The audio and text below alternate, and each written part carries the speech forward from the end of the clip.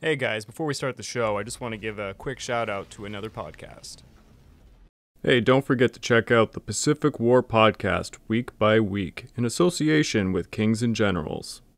Hey, and don't forget to hit that like and subscribe button so I can feed my two feathery co-hosts.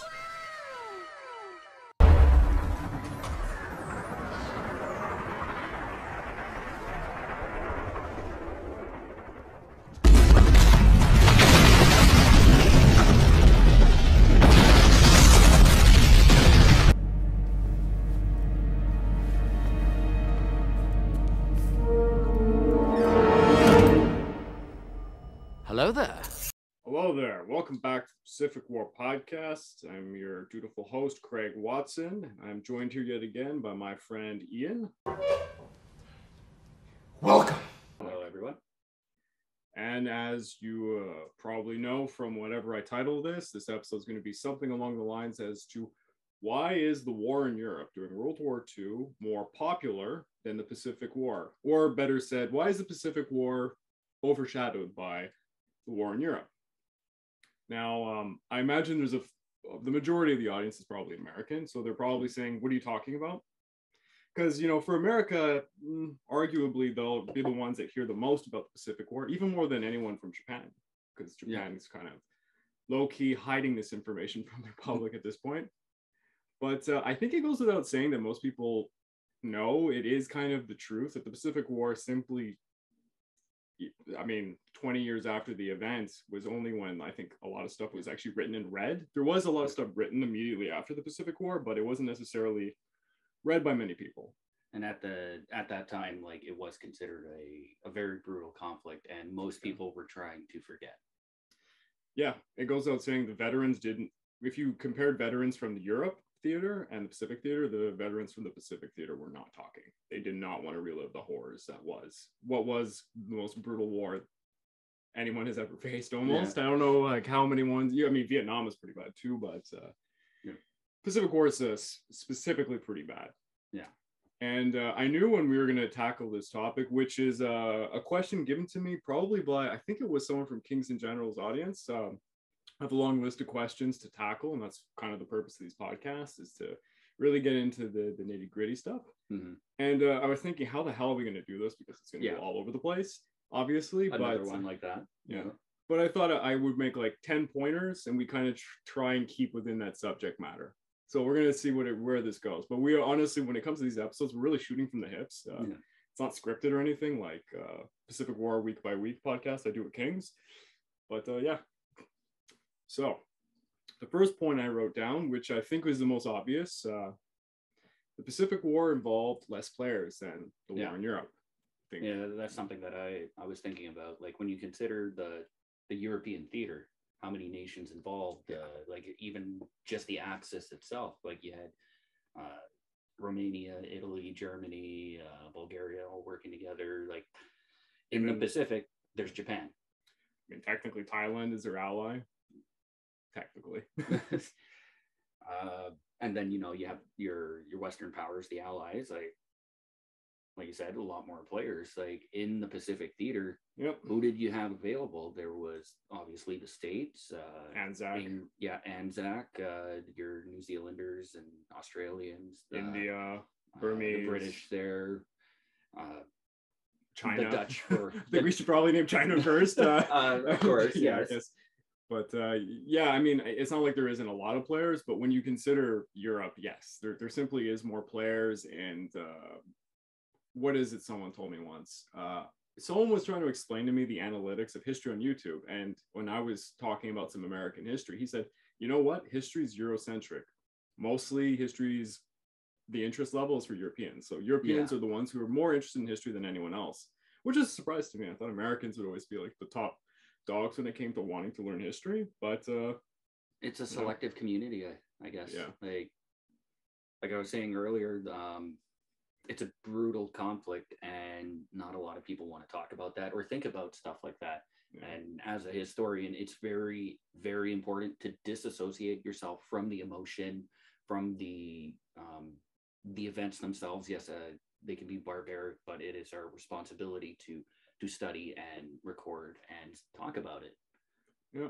And we're both Canadians, and I think any Canadian will tell you who knows anything about history. If you say the Pacific War, they're going to say, oh, well, Pearl Harbor and the Battle of Hong Kong. That's about all you would hear. Maybe Midway. Oh, well, yeah, Midway has become extremely popular since... Well, thanks to, popular media, the movie coming out. Before that, I don't think most people, the average person, knew what Midway was. It's hard to say. I think in the 60s, because there was a movie in the 60s. Try to ask somebody about, like, the Battle of Let It Go. And they're like, oh, what's that? And that is the largest naval battle in human history. Yeah, you could, like, when it comes, like, I'm not to belittle Midway, but naval battle of Guadalcanal, Santa Cruz, like, Let It Go, these are much more intense, kind of like insane battles, but no one, really talks or knows about them because you kind of, well, it's a niche, I guess it is a niche topic to know stuff about the Pacific War like that. I mean, if you were to ask someone, an Atlantic battle in World War II, I don't think many would know anything else than the Hunt for the Bismarck. Or they would probably go straight to the Bismarck. Tirpitz, maybe, that's about it. Even Tirpitz, most people don't even know what that ship is. Yeah, pretty much. Maybe, the U-boat campaigns, the Battle of the Atlantic there. Yeah. But so that was like point number one. I think that was the easiest one to get out of the park, is kind of the obvious one that more people know about the European theater because there's a lot more Europeans reading history and looking at that. Yeah. I mean, if we were to ask someone from China, of course, they'd be like, the Pacific War is not just the most important thing. It's like the most important thing to the fabric of the society because it made China. Yeah. It really started the Civil War after and everything. So it's intertwined. If you ask people from Japan, especially school kids in high school, I would say they probably wouldn't know much because as far as I've been told, and I've taken some courses at university, Japanese programs in high school, they really de-emphasize the war occurring at all. It's like they'll teach the history up to 37 or 31, and then they'll gloss through it and get right back out and then keep going. So are we the baddies? Well, it's unpleasant, and it's it's a matter of perspective. To the Japanese citizen, it's like, okay, we had no choice, we had to do these things, and they still have that sticky issue of apologies, which there was an effort kind of made, but they still haven't officially really apologized. Anyways, that's a can of worms you don't want to get into. Yeah, that could go somewhere.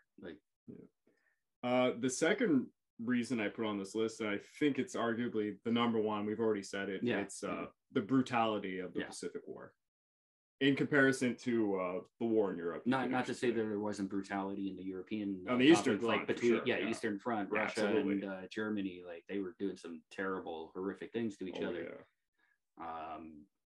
But in the Pacific, that was a daily occurrence. I mean, it's a case of apples and oranges. I think you can, like we said, the Eastern Front between the Russians and the Germans, you can compare that actually to the Pacific War. All war is hell. There's no doubt about that. But there's many campaigns in the Pacific theater that were considered the definition of hell on earth. Because you weren't just fighting the enemy, you were particularly fighting disease and starvation in the islands. I was looking at the stats for that, and it was almost like 60% more casualties from disease and the starvation and the dehydration compared to like battlefield wounds and mortal injuries. If you take the Japanese into account, it's the majority. Yeah, for them, like their casualties from disease and that was much more atrocious than the Allied powers. Speaking of starvation, if you take a look at something like the New Guinea campaign, so that is considered the absolute hell on earth. Yeah, New Guinea was called Green Hell, and Guadalcanal by the Japanese was called the Island of Death by Starvation by Sadio Suzuki. He was I think he was the guy who coined it. He was not an officer. I think he was a private. He fought. I think he was trying to attack Henderson Field, if I'm not mistaken, in Guadalcanal. Anyways, he was one of those guys who came up with the term Island of Death by Starvation, which rings true because not sure if he was part of the group, but after trying to attack Henderson Field at one point, Guadalcanal, a group of Japanese had to retreat into the jungles, and they were carrying some bodies of allies with them to basically chop pieces off their legs to eat because they had been starving. They literally had no food for weeks. Yeah, the cannibalism took like a new turn at that point. Like, yeah, it became quite frequent, especially amongst the Japanese. Like, not so much from the Allies. But yeah, when like you have an entire army and they're starving, and it's like you have all the Allied dead in front of you, and it's either you're all going to die or start eating the enemy. And well, I tried to find something to talk specifically about the cannibalism because I'm sure the audience wants yeah, this is just an example of how brutal Japan, like the Pacific War, was in comparison, and I don't think people want to know this. What, just to emphasize that this isn't kind of like a small scale issue, here was a note signed by Major General Tachibana, and it read, "Order regarding eating flesh of American flyers." So this would have been downed American pilots. Number 1, the battalion wants to eat the flesh of the American aviator, Lieutenant Hall. Number 2, First Lieutenant Kanamuri will see to the rationing of this flesh. Number 3, Cadet Sokahabi will attend the execution and have the liver and gallbladder removed. As if it's an animal that they're courting. Yeah, that's some stuff. Hard to imagine. Yeah. And a rather famous officer, Zuiji, who was in Malaya, overseeing the Great Invasion with Yamashita, who hated him. He had something to say about cannibalism because he was one of the crazier ones in the Japanese military. And he had this quote: "The more we eat, the brighter will burn the fire of our hatred for the enemy," in response to eating the flesh of the Allied forces, Australian or American for that matter. So there was a lot of moments of desperation where Japanese were forced to do this because they were sent on islands with no supplies because of various reasons. Could be like Allied submarines took out their transports, or could be that the Imperial Japanese Navy just simply was screwing with them and did give them the supplies in the first place. And that kind of disgusting stuff happened. Yeah. And I mean, a lot of people, for Americans, it's a particularly sensitive topic, but the Bataan Death March, which is infamous, what happened to the Americans. And I don't know if a lot of Americans know why it occurred in the first place, but a large reason why it happened was when they were estimating the amount of prisoners they were going to take in Bataan after taking it, they thought they were taking like 20,000, maybe 3,000 guys, and they ended up having like 70. So they had not enough trucks, not enough food. You need an entire logistic network to be able to take care of them. So, and when your own forces are starving. Exactly. So what ended up happening, of course, there was incidences where Japanese were brutalizing them and killing them, bayoneting them, doing all the terrible things that you've heard in the stories. But a big reason they didn't have the food to spare because they had enormously screwed up their estimations, and an unbelievable of Americans died as a result because of starvation and disease. That's also a dilemma between the Army and the Navy. Yeah, because they never saw eye to eye. They never wanted to work together in unison for like a common purpose. And you have the Army like requesting troop reinforcements, supplies, medicine, and the Navy would just be like, "No, we're pissed off with you right now. Give us something our way, and then we'll let you use our ships."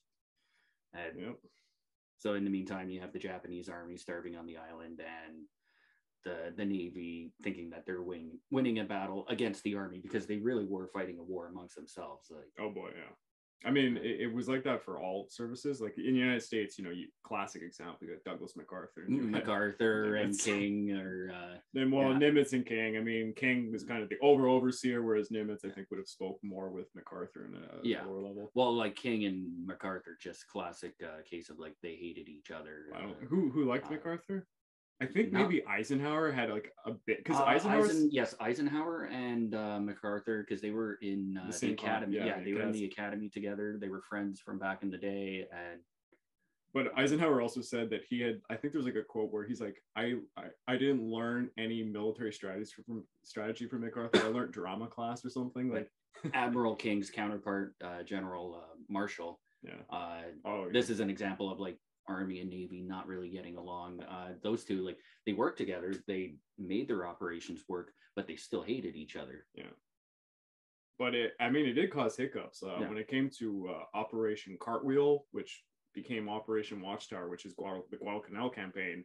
They were fighting over the territorial command because technically when they split up these different divisions of the Pacific Ocean, one part of the Solomon Islands was in like MacArthur's spot, and the other part was over for the American Navy, and they were squabbling over who got to do what. And then there was a choice where MacArthur would control naval Marine units. I know Nimitz never liked that. He never liked to have his troops under MacArthur's command. And MacArthur had been pushing for the longest time that all naval assets in his theater would fall under his command. And the guy who shits on the Navy too. Good thing. Yeah, he shits on the Navy, has no respect for them, and he's just going to use them up. Good thing for Admiral King, he never allowed that. Oh, it did happen. He got command. He had to concede some. Yeah, he got command over them. I think when they landed on the beaches, he got to control them for a certain point, and then it fell to the Navy, and then they squabbled over who got which islands. Like MacArthur got New Guinea basically, and they got most of Solomons, Cape Gloucester, Colchester, and all that. But we just merged 2 points because my next point was going to be the Starvation. But to talk more about the Brutality, I guess we tend to think about the island warfare the most because it was an island hopping campaign. But there's there's like kind of like two stages of the island hopping. There was, for most of the war, there was the same tactic where they'll go onto an island like anywhere in Guadalcanal, Solomon Islands, and as soon as they go on the beaches, they're met with like ferocious attacks, bayonet charges, like unbelievable, like they're being hit right at the beaches. And it was really bad. And then they're not easy landings on these beaches. You have to get through like the coral reefs. The coral reefs, raised coral. There were many obstacles put in the way. Like the most popular example of an amphibious landing is obviously D-Day. With the success of Saving Private Ryan, everyone has an idea what it looks like. But imagine from the Japanese defensive strategy of raising these atolls, putting obstacles everywhere, entire bunker complexes, waiting for the troops to get onto the beaches, move in just a little bit into that kill zone where it's just everything is focused on it. But I'll call that phase one. So during the island hopping warfare, as the war got progressively worse and worse and worse for the Japanese, and it got closer and closer to the homeland islands, at the last leg of it, suddenly officers who were in charge of certain commands changed tactics. I think I'm going to mistake his name. I read his book, Yachihiro Omahara or something. I think that was his name. He was not in charge of Okinawa's entire command. He was a lower ranking officer, but he happened to be the guy who wrote, and he was working under some of the generals who ended up killing themselves. So he did kind of become the guy in command.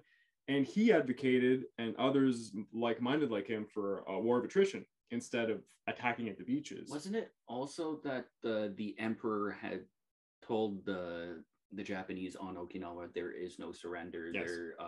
You will absolutely hold this territory. These are part of the home islands. You cannot give them up.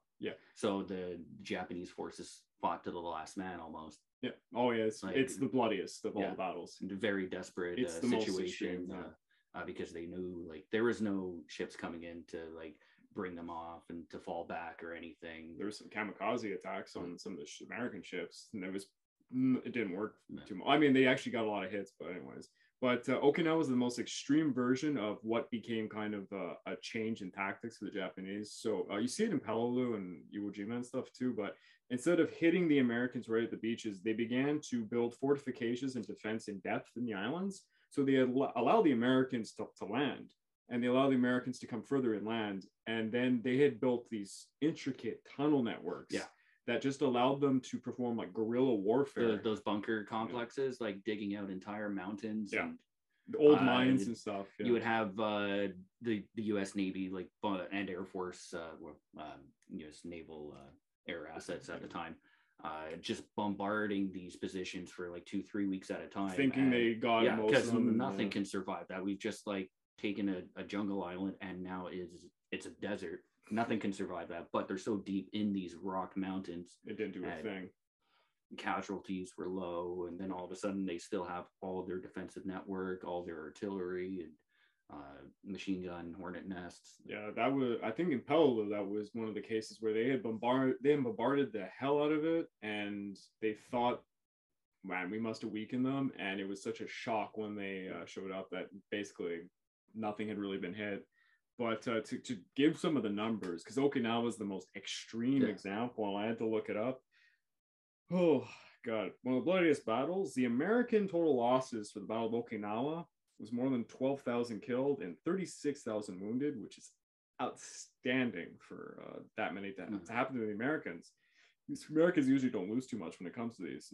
The U.S. Navy suffered 5,000 killed, approximately 8,000 Army and Marine deaths. It's a lot for the Navy too. Yeah, kamikaze attacks sank around 30 ships in Okinawa. This is more killed than Pearl Harbor. Yep. And naval wise, I mean, a lot of ships were hit too. They damaged 10 battleships were hit, 13 fleet and escort carrier, like a lot of kamikaze attacks. It was atrocious. So overall, I want to look for the Japanese. The Japanese losses are the ones that are pretty eye-opening. They suffered 107,539 killed. Wow. And it was estimated about 24,000 were lost after being sealed in the caves. So those cave systems we're talking about. It's more Japanese prisoners taken in this battle than any other in the Pacific War. But then again, it was kind of a special case scenario. It was the last big island that was going to get hit. And the one I always love to talk about the most is when it comes to Okinawa, the civilian. I was about to say the civilian population. Because Okinawans were not part of Japan, but not considered, Japanese. You can almost consider them like I don't want to say an indigenous group, but to the Japanese, they weren't considered full Japanese. Yeah. They would have been like the Taiwanese to the Japanese. They would have been similar. They would view them the same way they would have seen the Taiwanese. Taiwanese to the Chinese. Well, the Japanese were holding Taiwan at this point. Okay. Yeah, for now. Well, now it's a whole different thing. Yeah. But yeah, so 100. This, oh God, is this right? 140,000 Okinawans were killed. I can see that. And that is by. Because you think about they're trying to raise these defensive networks to the ground. The civilian population is not inside these bunkers. They're outside in their villages, their towns. Well, some of them eventually go in the caves and they end up suffering with the rest of them. And unfortunately, a lot of the Okinawans, they were told the propaganda, the same that any Japanese soldier was told, that Americans don't take prisoners, they're going to kill you, just kill yourself, blah, blah, blah. And it did happen, unfortunately. And another thing to raise the brutality scale, I got a quote from John Toland, kind of one of the grandfathers of the Pacific War books, and he had to say about brutality. Brutality was a daily event for the Japanese soldier. He had to admit brutality against himself by his officers. This treatment he simply gave further to his subordinates or the prisoners, the last because they were inferior to him after they surrender. Surrender simply was not existing to him because he fought to the last drop of blood. When he was captured, after all, because of a wound or weakness, then this was dishonor until his lives end. Wow. To counter that, I got a little quote from a Japanese newspaper to kind of give it some more credence from April of 1942. It's from the Japan Advertiser, which was edited even in English, apparently. And in its introduction, it wrote about the Allies. The Allies, I guess it would mean, the Allies surrender only when they have sacrificed all lives in their power, excluding their own. When they finally surrender themselves, they only save their own lives. They have shown in all previous battles that they are totally egoistic. With their behavior, they have reached that we can treat them not as normal prisoners. They have broken God's law, and therefore God will punish them with defeat. However, any mercy would prolong the war. The Japanese soldier fights a holy war in which there is no place for thinking over any uncertainty. Criminals must be annihilated. Wow. So it gives you kind of like a flavor or taste of what both sides are engaging at right now in the Pacific War. But the brutality, it goes without saying, just in the Japanese military structure, I mean, the high-ranking officers abuse officers, and then it was that trickle-down effect, trickle-down all the way down to the lowly private, and then the private beats and rapes the civilian population or the POWs that they captured. Like U.S. history is usually more widely regarded, but in this theater we have to remember Anzac and the Australians, because they suffered some of the most brutal treatment at the hands of the Japanese. Well, I think if you had to give it and vice versa, because like it was like the Japanese would do it to them, and then they felt obligated in return. No prisoners, mutilation of the enemy. If you had to give it a tier list, I guess I would rank the Chinese the worst for getting absolutely barbarity placed upon them by the Japanese. Mm-hmm. And particularly, I guess, it's pretty popular to talk about the rape in Nanjing. So, but is China and that part of the theater considered the Pacific War, or is the Pacific War? If you ask an American, they might not say so, but I consider there is like an understanding that the Pacific War is from the Western powers and their encroachment on Japan. No, you can't, because there's an ongoing war in China the whole time. That's why I've never taken that route to thinking about it, because it's so odd to me that you don't start, particularly like you should start in 37. To take this second Sino-Japanese War and place it out of context with what's going on with the Allies 41 afterwards doesn't make sense. Like the whole Doolittle raid, when the Doolittle raid occurs and they try to fly over China, the impact on what happens to the Chinese because of that is enormous. Yeah. The Japanese went hog wild, killing all the Chinese civilians they could, trying to figure out who built these little airfields for them to land on, and Project Operation Ichigo and everything. It's terrible. So I think you have to talk about that campaign of revenge. But I mean, after the Chinese, I think the second group that gets abused the worst by the Japanese was actually India. Not the Indians that, joined the independent India movement to join the Japanese, but the other ones, like if you ever read fighting accounts, in Burma, and, if you read accounts from POWs, like Battle of Hong Kong, for example, the Canadians were treated like really bad, but the Indians, it's like without even thinking, the Japanese would just bayonet and kill them. Well, I think the first casualties for Canada was at the hands of the Japanese, 1941, like December 7th or December 8th was one of the first battles, and it was a Canadian regiment, and they were basically killed to the last man. I mean, if you ask Canadians, that's basically all we know about the Pacific War, because that's what we're taught. That was the one thing that we were involved in. I mean, there are Canadian volunteers in other parts of the Pacific War, but the Battle of Hong Kong is kind of like the hill that we died on. It was a little bit like our Vimy Ridge, I guess you could say. My God, there's a lot to say about. It's hard to we could do a whole podcast of just like the brutality of the Pacific War. The next point I brought up is actually, it's a similar point. It's that veterans of the Pacific War are a lot less likely to talk about it than veterans from the Europe theater. For people who are much older than us, if you had been growing up as a teenager, like in the late 40s and 50s, there probably was some written material on the Pacific War, but it wasn't that much compared to everything that was coming out about Europe.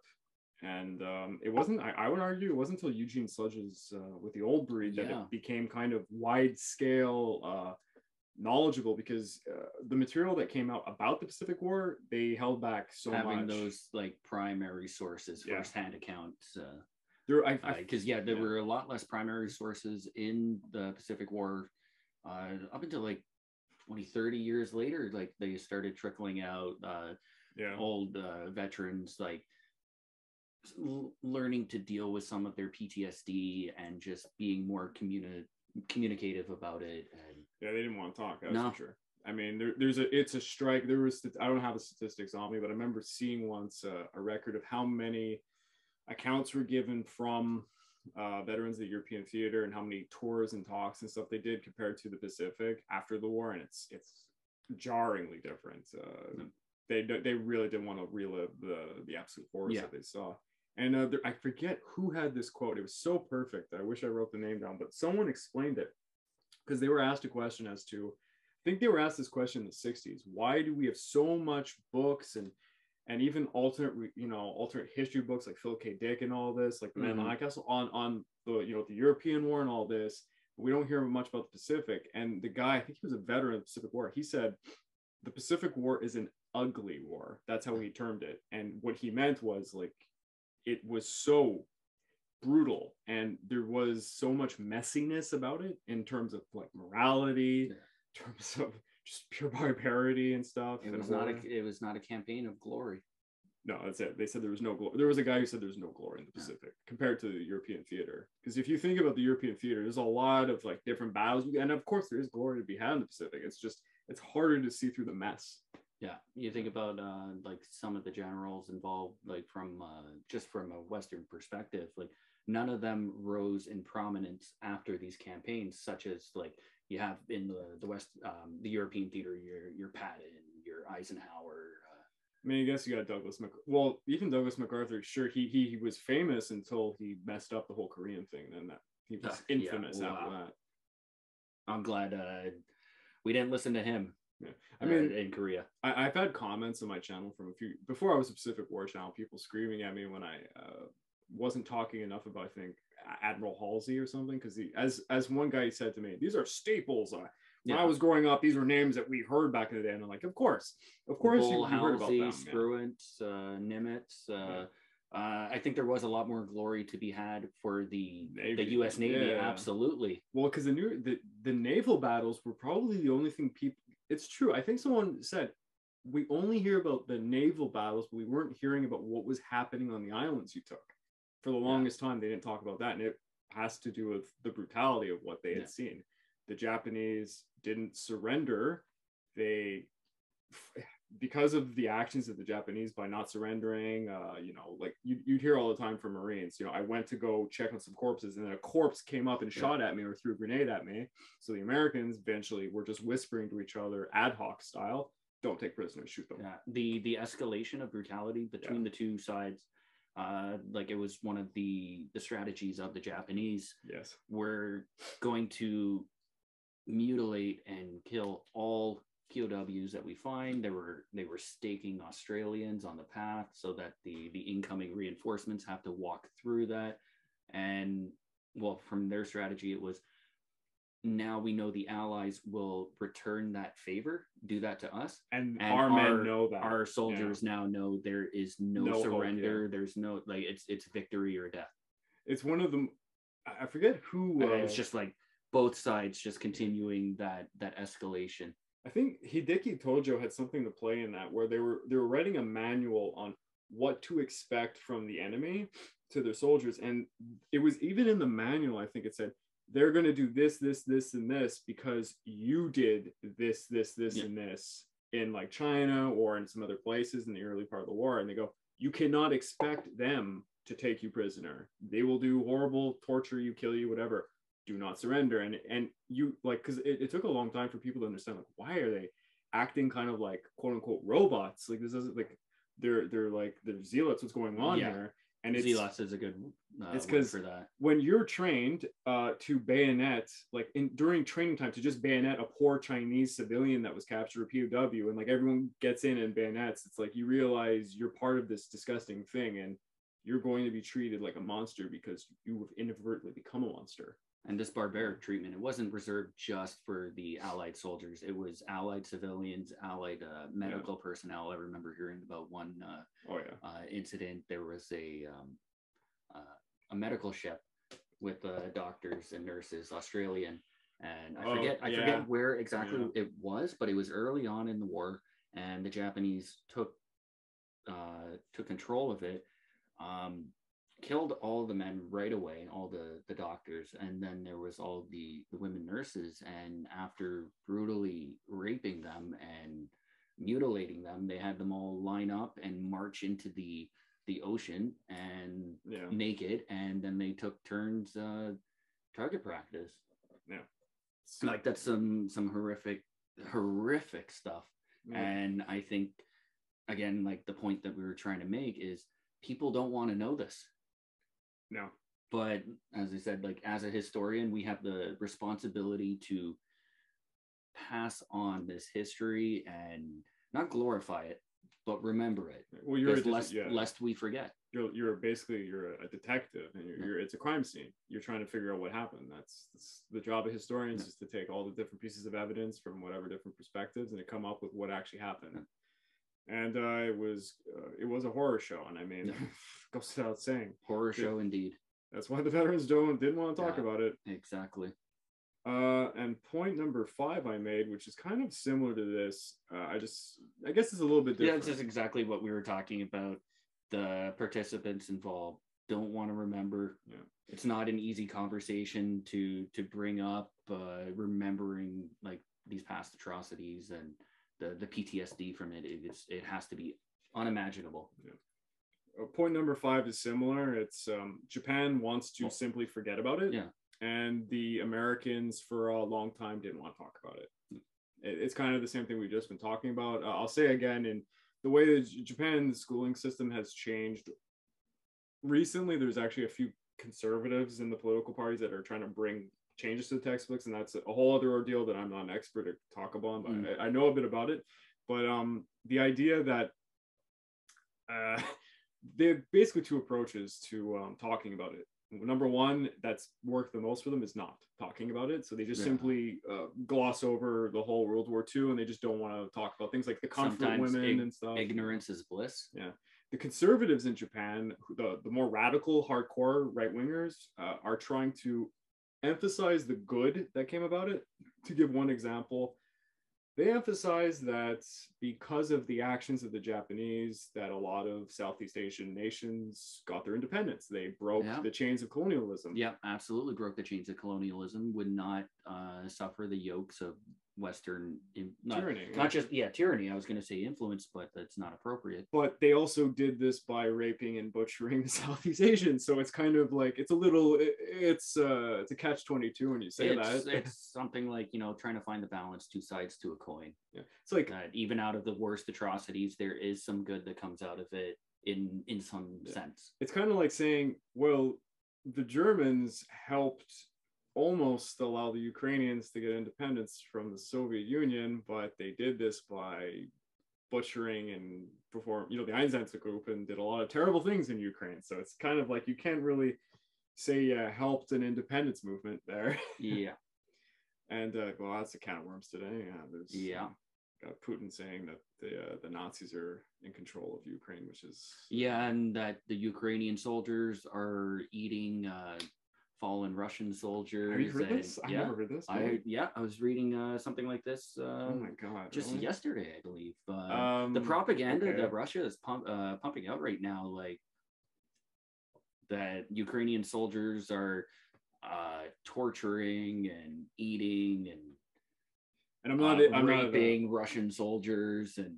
No, I'm not ignorant of the Azov battalion, for anyone who actually knows about this stuff. Yeah, it exists, but it's not representative of all the it's like a small minority of the Ukrainian military. We shouldn't get too distracted by I know everyone wants to talk about the Ukraine. The episode that's going to come up before this one is the Ukrainian thing that I did with Justin. So they got a full rundown on our stupidity as to us unexperts talking about that. Yeah. The next point I wanted to make, which I think it's an interesting point, it's the difference between the European theater and the Pacific theater in terms of morality. When the Allies started to find the concentration camps in Germany, because that story was really late into the game. Yeah, absolutely. And I mean, arguably, I think the Russians would have found them first. And I think Russia did find them first. Yeah, they must have been sending the reports. That brought on this idea, and I don't know what else to call it then. This is a good war. This is a justified war, that we are liberators, and this is horrifying, and what we're doing is against evil. Like, they had a tangible taste that this is evil, but it's an evil ideology. They didn't believe that the German people were evil. That's another thing to bring up later. When it comes to the Pacific War, it's really messy, because as much as the propaganda wanted to say that, oh, they're militaristic, the Japanese, oh, they're fascist in a quasi way, even though they weren't really that much. It's not that, it doesn't fit that well. Well, they were being conditioned into a military nationalistic. Yeah, of course. It's not identical to what you would see in Italy and Germany. No, of course not. No. but I mean, Toljo he wanted it to be just like, he was an admirer of Hitler and he loved the fascist regime. But Germany had Hitler, and Japan had your prime minister Tojo, but then you also had your emperor, your god, your absolute authority, your reason to exist. And if your emperor, your god, tells you you must win this war, you must fight to the last man, like there's no argument, no resistance, and you can be very desperate.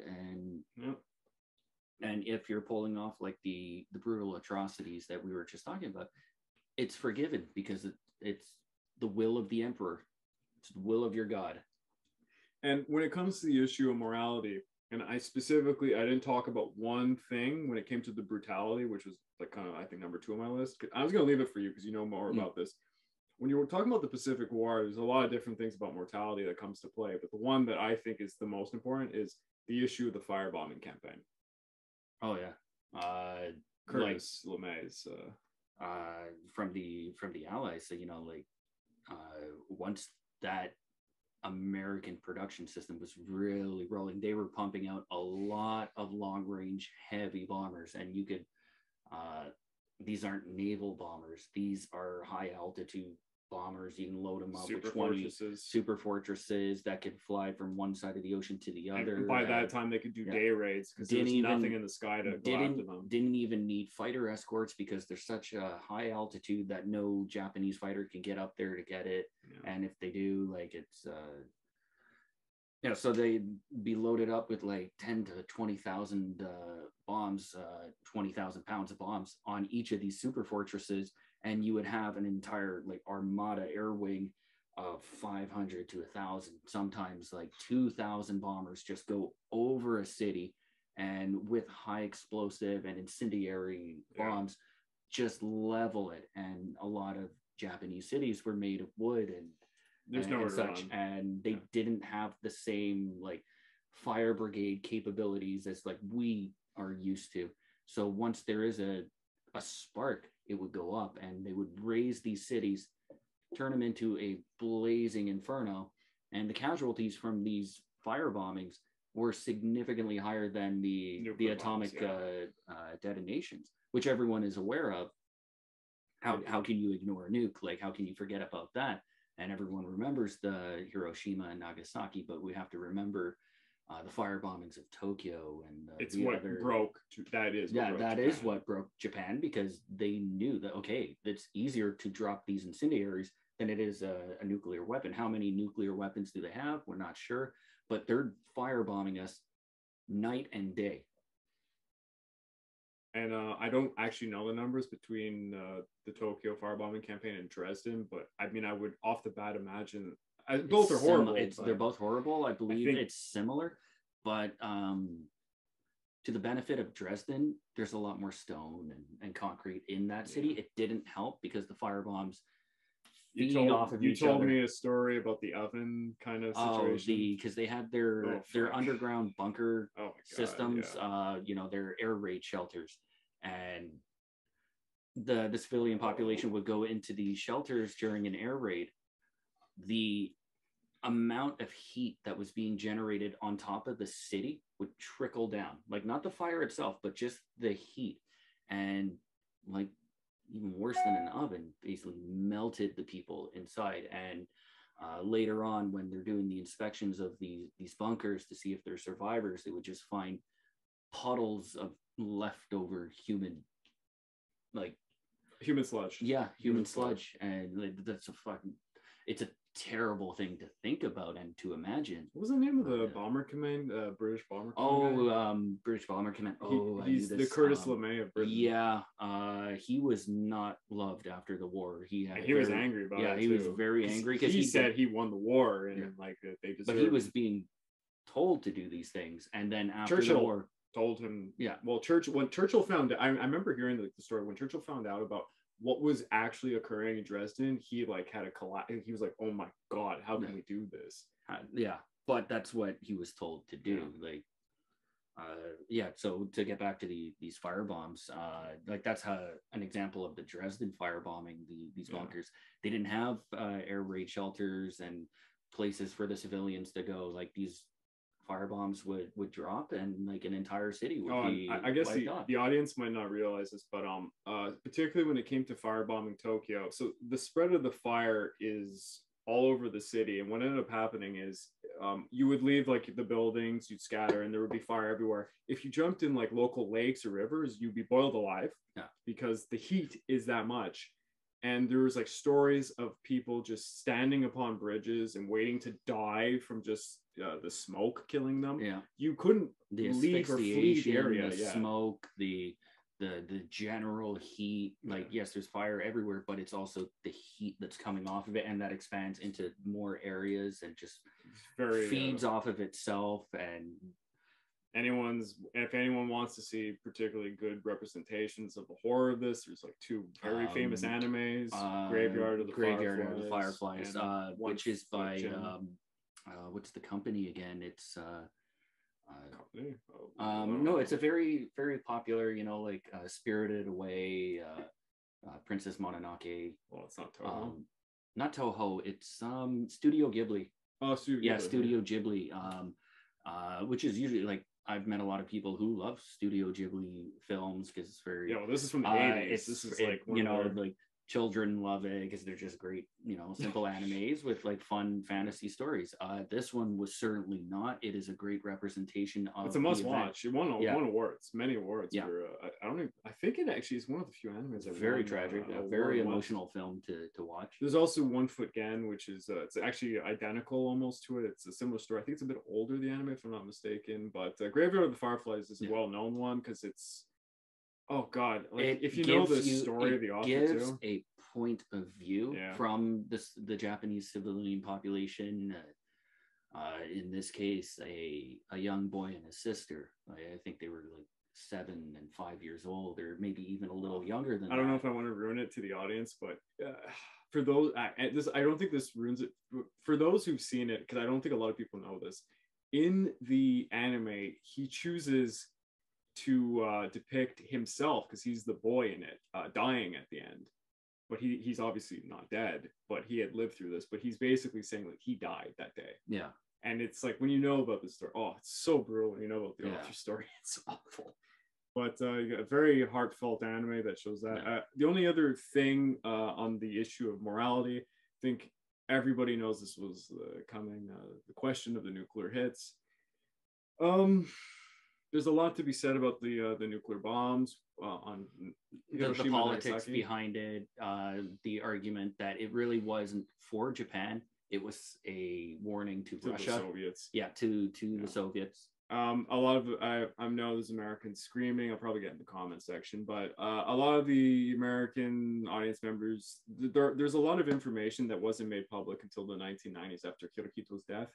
For example, like the Japanese surrender, if you look at the time logs between the two bombs, the Japanese were having a meeting after the first bomb hit, and they weren't even aware the bomb had hit, and they had just been made aware that the Russians had invaded Manchuria. And this was the most crucial issue that actually resulted in the surrender of Japan, because Manchuria was their lifeline.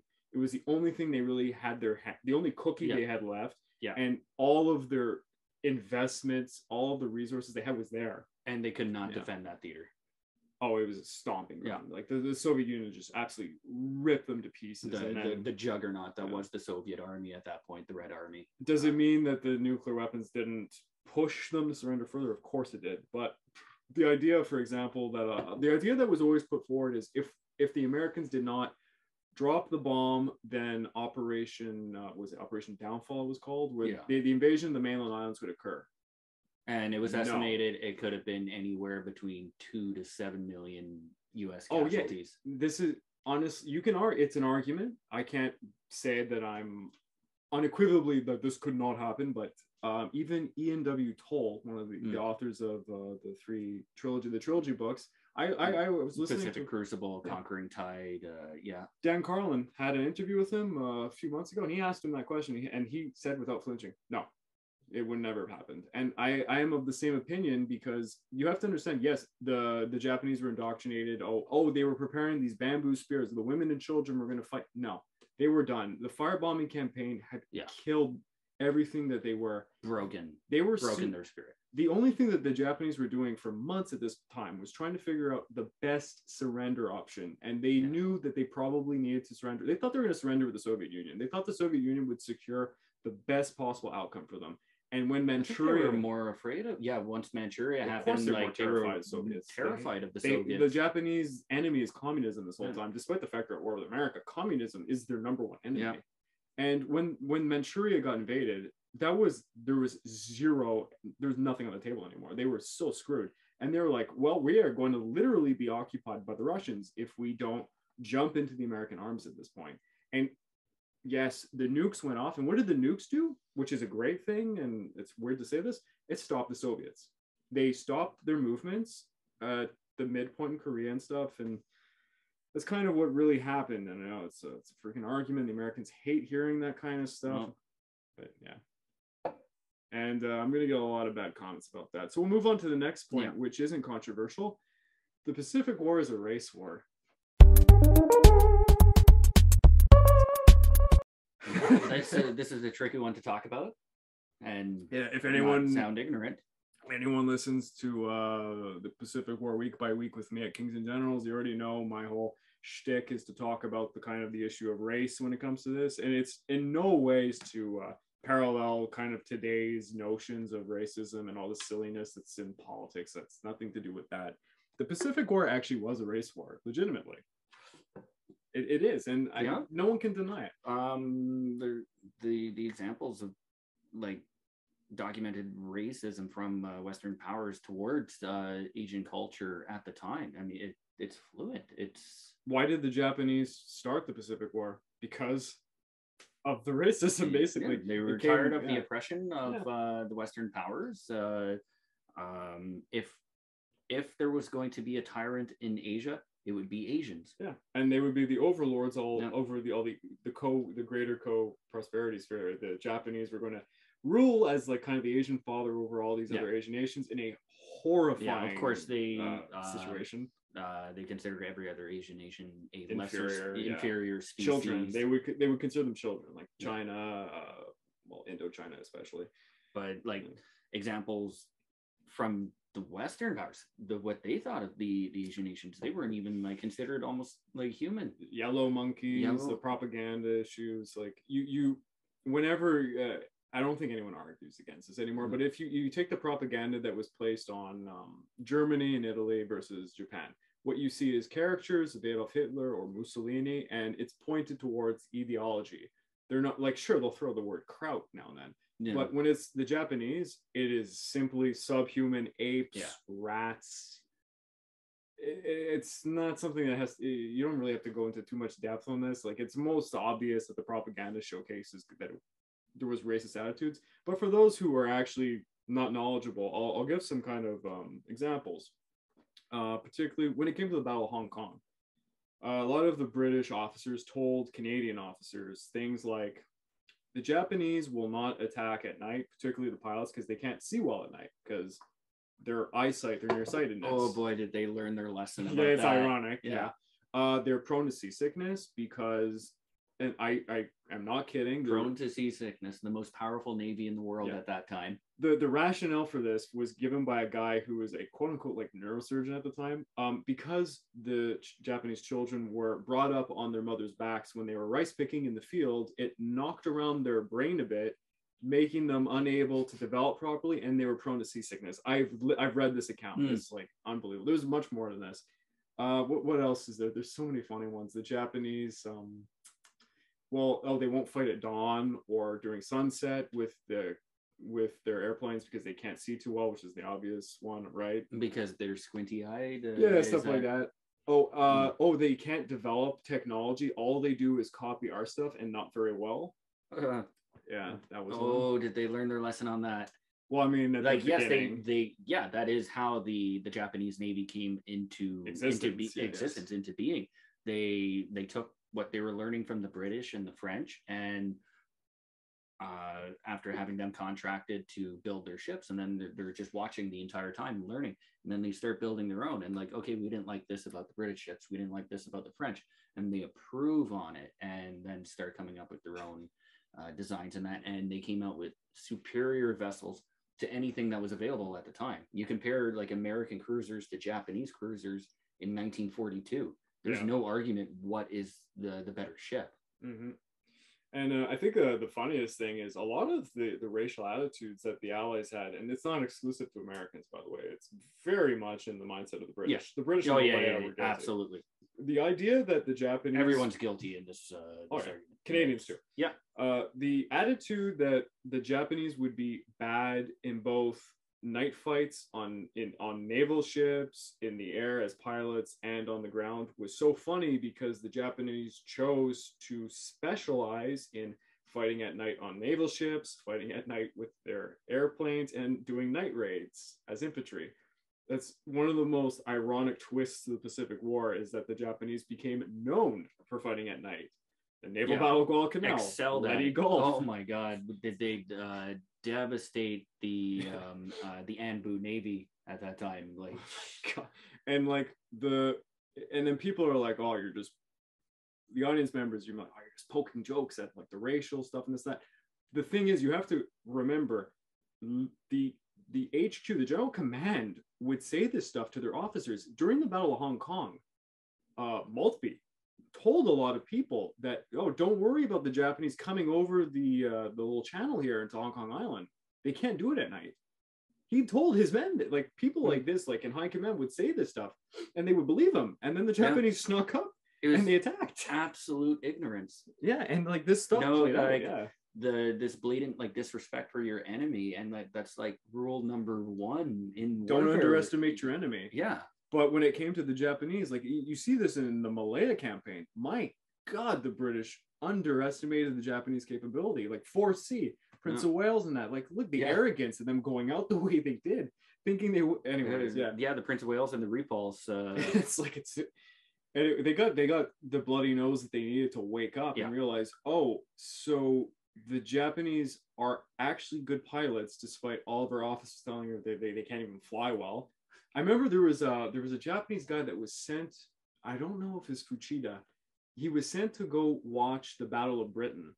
And when he came back to talk to the Japanese high command, he was like, the Germans are not very good pilots and the British are worse. That was what he came back with after watching up close and personally the Battle of Britain. And I mean, different aircraft. Well, the training regimen for the Japanese pilots at that time was intense, very intense. The Kido Butai, in the heyday, there was no argument. These are the best pilots in the world.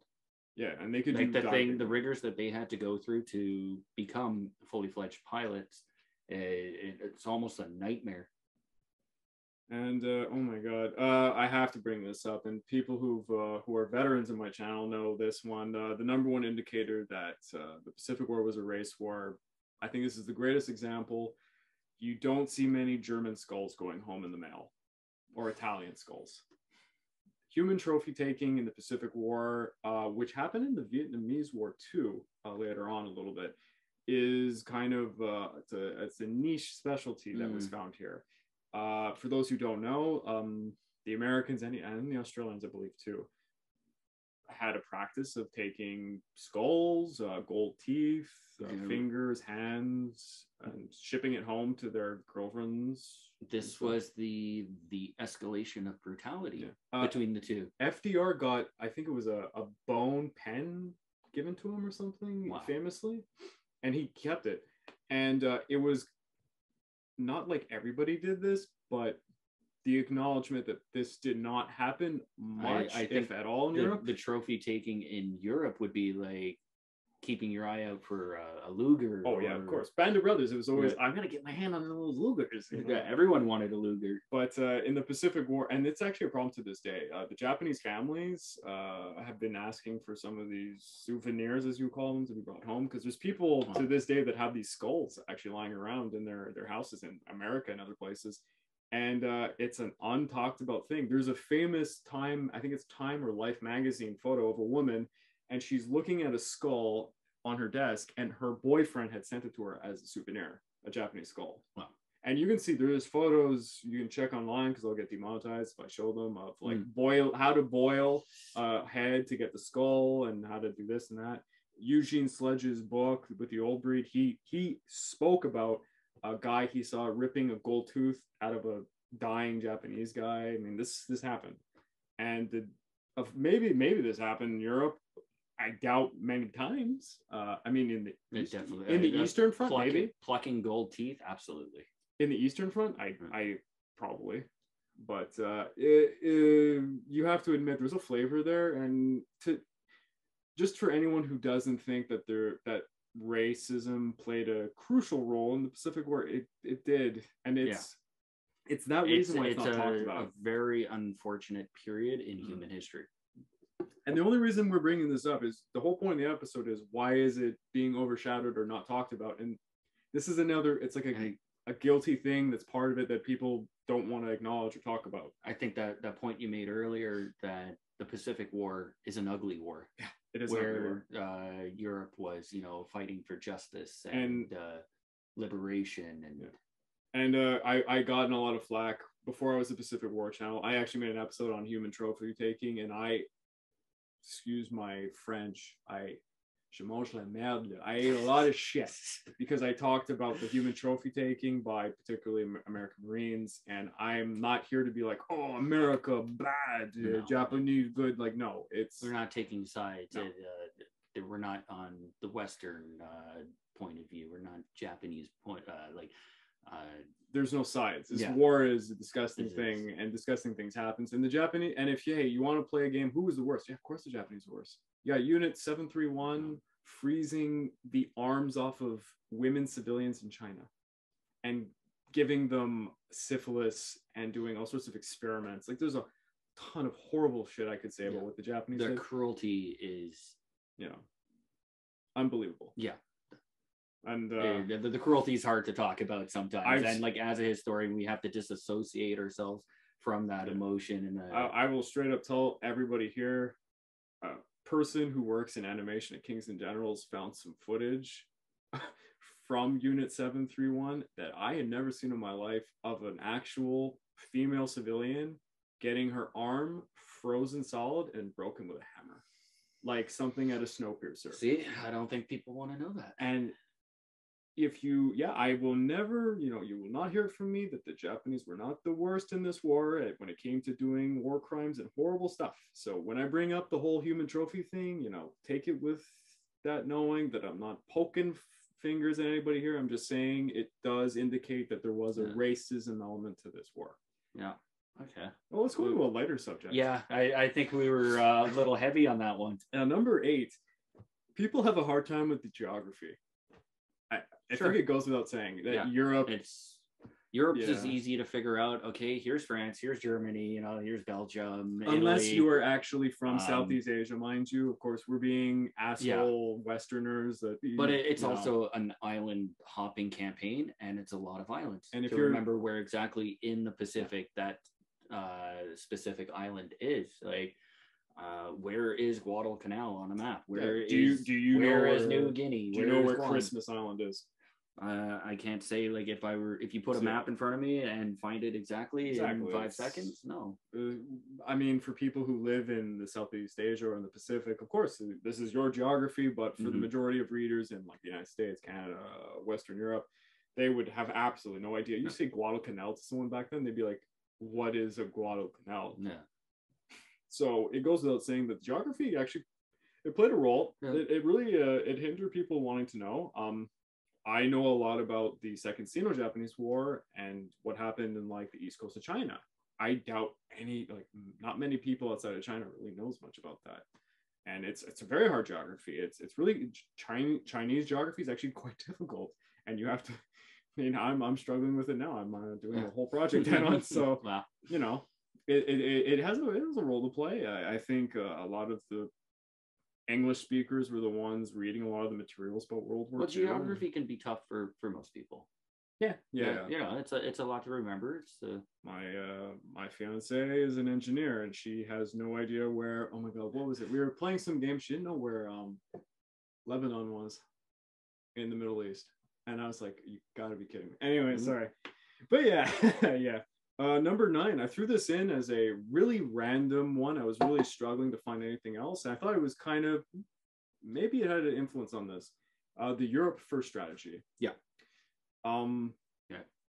I think that it had some butterfly effect long term when it came to thinking about this, because since the emphasis was placed on Europe so much during the war itself, it kind of I assumed, and looking at like the news reports in the 40s when the war was going on, I mean, they probably were emphasizing more of what was going on in Europe. So I think it's so facto. I think, yeah, absolutely.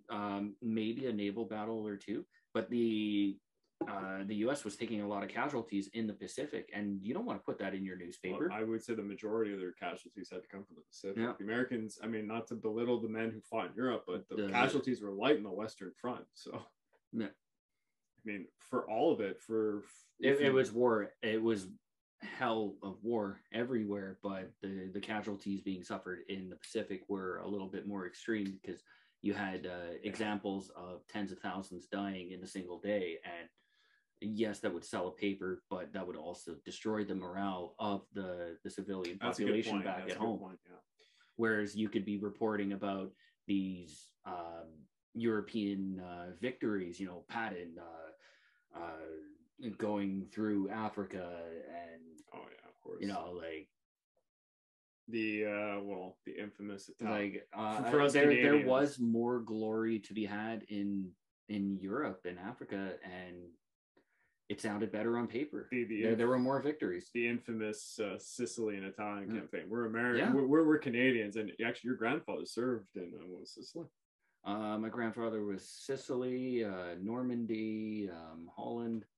And for the Sicily and Italy campaign, us Canadians were the guys who got the worst job in the mix, and we didn't get the credit. We didn't get any of the credit, and we were like the first ones on the shores. Yeah.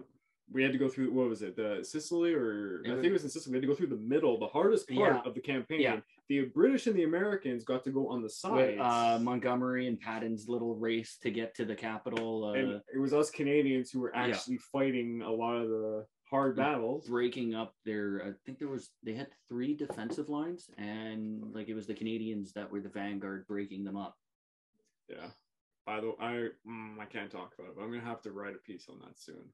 In the end of summer, I'm gonna have to do a piece on that, so I might talk to you. The last, like I just said, last point, number 10. It's a reminder of many failures. I was just saying, like the casualties in the Pacific, the barbarity of it, the gruesome nature of that warfare. People don't want to talk about that. People don't want to think about that. They don't want to remember it.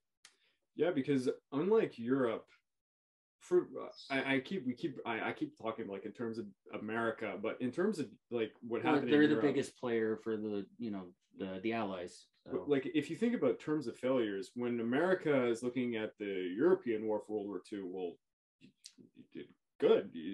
What big failures did America have? Like there wasn't any huge blunders. When we talk about the Pacific, I mean, there are some blunders. First up, you could argue, well, the attack in Pearl Harbor was kind of an oversight. Absolutely an oversight.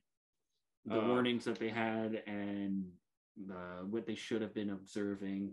I mean, a lot of conspiracy nuts. Yeah, it's a whole discussion. Yeah, because there's a lot of conspiracy nuts. I remember doing. I did. I think it was grade 10 or grade 11. I did my. And this was an English class, and I had to do. Remember, we used to have to do like speeches and stuff. Oh yeah. So for my speech, it was I believe my topic sentence was why Pearl Harbor should have, why the Americans should have been aware that they were about to be attacked at Pearl Harbor. And there were so many like examples of things that were happening the days beforehand, intelligence being handed over to the Americans that they knew it was coming. Yeah. But there's that conspiracy that the higher ups, Roosevelt, it's like, let it happen. Let it happen. Because like, and you know, a lot of this conspiracy stuff occurs after 9/11 because it conveniently falls in line with that. Yeah. The convenient kind of like symbolism between the attack and 9/11 and all that. Anyways, not to go down that rabbit hole, but definitely, I think no one cannot admit that Pearl Harbor kind of has this kind of reeking symbolism of a bit of failures there. I think a better example people might not know is Douglas MacArthur in the Philippines. Biggest blunder in the entire war, I'd say. Yeah. He unbelievably and yet he was still one of the most respected commanders. I know the people in Kings and Generals like, please shut the hell up about Douglas MacArthur, because all I do on that podcast is bash him. And I'm gonna be honest with you people, you small minority people watching this from Kings and Generals, I actually secretly love Douglas MacArthur as like kind of this quirky batshit character. He is kind of like Tommy Lee Jones. Tommy Lee Jones plays a good MacArthur. Oh, it was a good film. Yeah, it's a good film. Not a lot of people have seen that film. It's not that popular. But Douglas MacArthur is America's Caesar. He's no one. Like they always say, there is no one. There's no one like no bigger prima donna. Like Patton was up there as a prima donna. Oh, not like yes. Yeah, he was absolutely a prima donna. He had the same gun tooting kind of like, that it would have been very interesting to see an exchange between them meet. I'm sure they had, but not in probably briefly though, because they were both on two different sides of the war. No, I know a story in was it World War I? Patton was like a younger guy, and Douglas MacArthur was in command of something, and he talked to Douglas MacArthur. There's a famous quote between them. I forget what the conversation was, but it was Patton was later talking in life about his first time meeting Douglas MacArthur and how Douglas MacArthur kind of just like disregarded him or something. But that would have been an interesting meeting. Let's say they met in 1946 or that if Patton hadn't died in 45. I don't think they get along. Maybe they both be like, you know what? We don't need 50 nukes in China. We need 100. Oh my god. You're right. More nukes are better. I mean, Douglas MacArthur's Douglas MacArthur. But anyways. No, I don't think Patton would have resorted to nukes because he wasn't in that theater where those were used. Where MacArthur was. I think if you threw Patton in the theater, he'd be like, what is this? I think Patton would be like, okay, why aren't we dropping nukes on the Soviets yet? Patton, okay, but now we're on a tangent. No, you have a good point. Patton would be the first guy to throw nukes on the Soviets. Yeah. Like, I don't understand. We're not done this war. We just took Germany. No, let's keep going. Let's have another nice little war. Singapore for the British. Singapore and Malaya for that example. For the whole Malayan campaign is a huge disaster, and it was it's embarrassing as hell how I'm not gonna say the performance of the men who fought, but the commanders misjudged the Japanese, and it played right into the Japanese hands. Yamashita ran a train on them. But the Philippines and the Malaya campaign were it's embarrassing moment for the Allies, unlike in Europe where sure you could say the Dunkirk situation was a little bit of a blunder, but I don't think it has the same flavor. I think a bigger issue when it comes to the Pacific War is two major ones at the end. We already talked about the nuclear bombs that went over, which there is an embarrassing kind of failure element to that, and then the loss of China. And people be like, well, that's not part of the Pacific War. That's the Chinese Civil War, and that's the China War after. But I'm like, it is part of this. The loss of China has a lot to do with stuff that happened in the Pacific War. And to this day, it's still felt. The idea that China was like this number one ally, they were being backed, and that somehow, this is particularly felt by the Americans, that they had lost China. Yeah. And it's kind of the byproduct at the end of the Pacific War that besmirches it all in the end, where it's kind of like we fought this war, we neutralized Japan, we neutralized Germany, Italy, and all that, and then everything went to shit. Yeah. And it went to shit in a time where everything was going so great for Germany, Japan, and them. It's like we don't want to do what happened in World War I. We're not going to stamp on these people and cause another war. Draw new maps out. Yeah, we're going to rebuild, and we're going to help these people, and we're going to try and stop wars from happening. But then the Civil War in China gets out of hand. America gets involved with the rest of the UN and all that, and the Korea War happens later, and it's this like disgusting affair that really like puts a bad taste in everybody's mouth because it pisses off the Soviet Union, it pisses off China, obviously, Well, now we're going into the war of communism versus democracy. Yeah, the Cold War is occurring, and it's the end. But it was a hot war in China. But I found that in my head, I don't know, it came to me. I think the loss of China really put a nail in talking about the Pacific War, because for the Pacific War, a lot of it was glorifying Chiang Kai-shek's nationalist government and like they're a great ally, and now this great ally switched on them. I suppose you could think of it as a defeat, that your ally lost, and the national powers of China had to flee to Taiwan. Oh, great. We just said the T word. Well, I guess no. Sorry, I meant Little China. This ain't appearing in mainland China. Jokes. It doesn't. So that doesn't happen. But yeah, my God, that was a top 10 list. And we're like 6 beers down.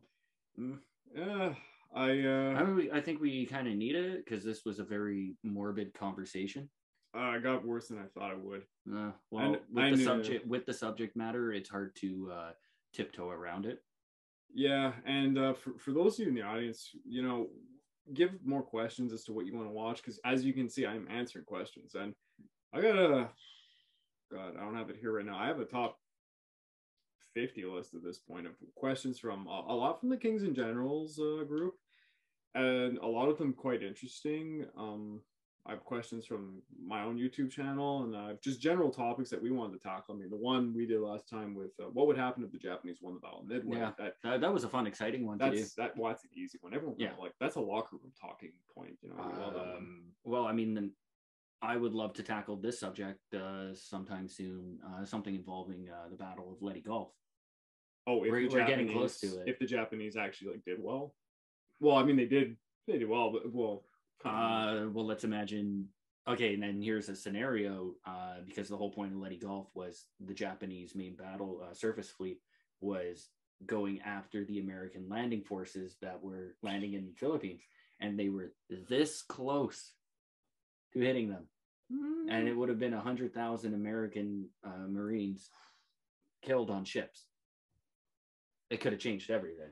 I think it's going to prolong, but my argument would be like morale would absolutely take a dip. It would back home. Shit. The civilian population would be like, no, we're not fighting this anymore. That's too much. It's gonna be an interesting one. So many people. But there were so many moving parts in that battle, because it is the largest naval battle in human history, not just World War II history, but human history. Yeah.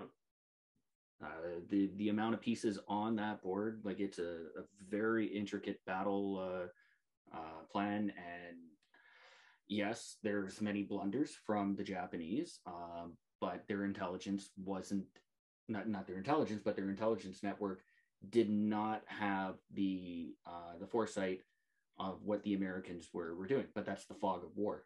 Yeah. So like maybe we can do a discussion of let's remove the fog of war. Oh my God. So Leyte Gulf go like best case scenario for the Japanese kind of situation. Yeah. Woo! Oh, that's gonna be it's gonna be rough. That's a lot of American losses. Yeah.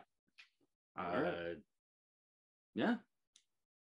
And so yeah, please like and subscribe and leave your comments, because as you can see, we're trying to tackle them one at a time.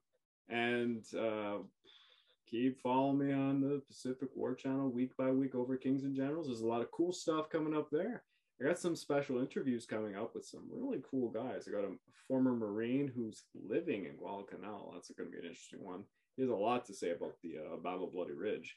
Wow. So it's been the Pacific War channel. Please don't put too many hate comments. Over and out. Have a good one, everyone. Hey, and don't forget to hit that like and subscribe button so I can feed my 2 feathery co-hosts.